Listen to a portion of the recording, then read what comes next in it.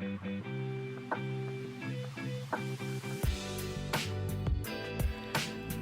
through the enchanted forest. The light, lush green.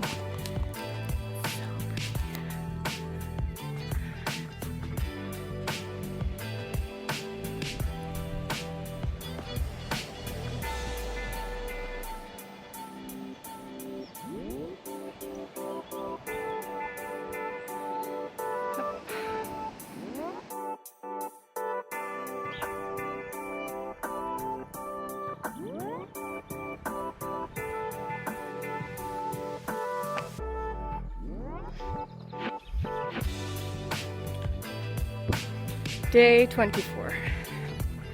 We walked on the coastal up and down through the forest. It was lovely. It was almost like walking through the enchanted forest.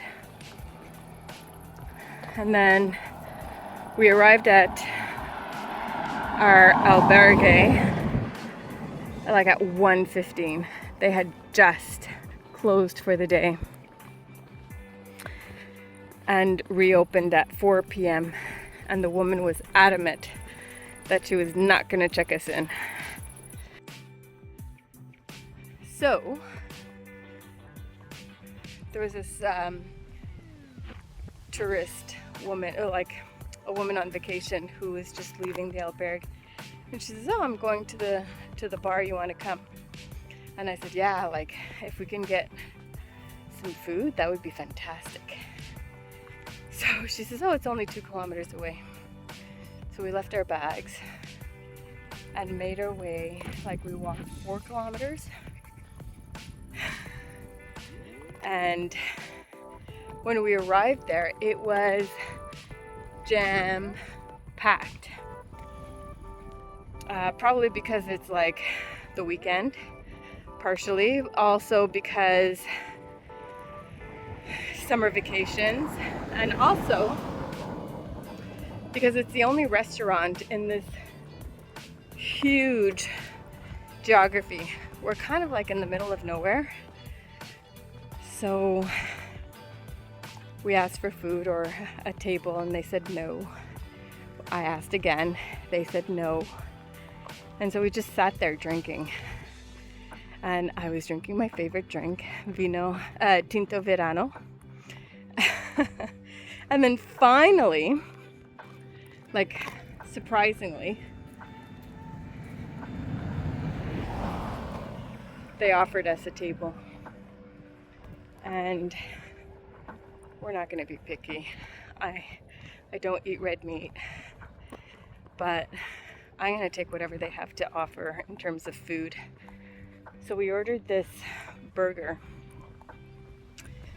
and it was very well seasoned.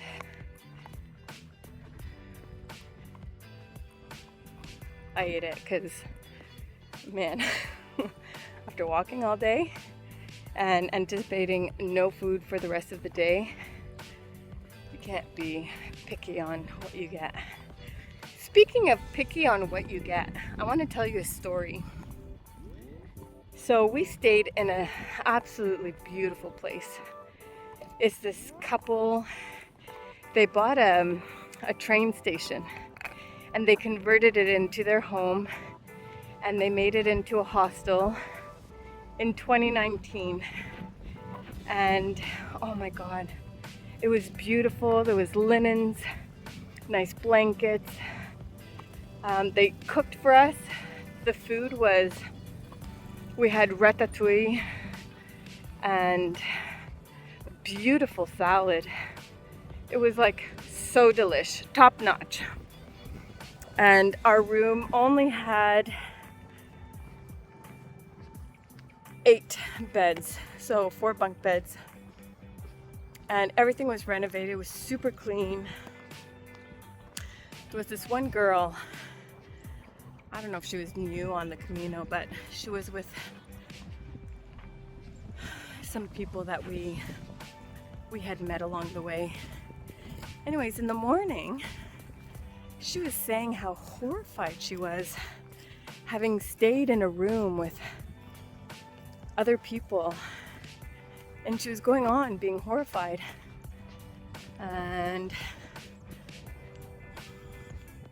I just felt it's one thing in the Camino.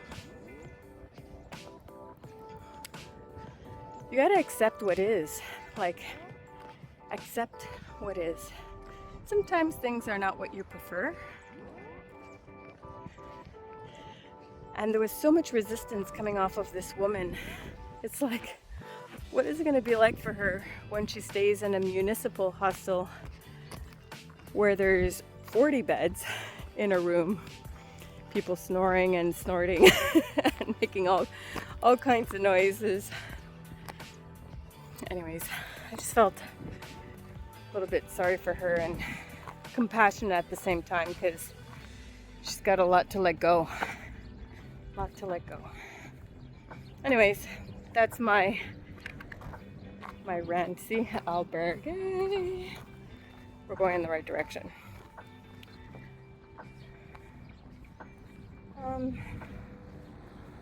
That's it. I had 2 drinks. I'm feeling a little chatty. Oh. And that's it. So have a super day. And I'll check in tomorrow. I just want to show you what a fancy albergue looks like. So you got 2 bunk beds, and what's really fascinating is that there are curtains and linen blankets. And we are spoiled because we have a window. Look how pretty it is outside. And then there are multiple beds. So 2 there, 2 there, and then other ones here. Oops. But yeah, this is what it looks like. And this is our little nest for tonight.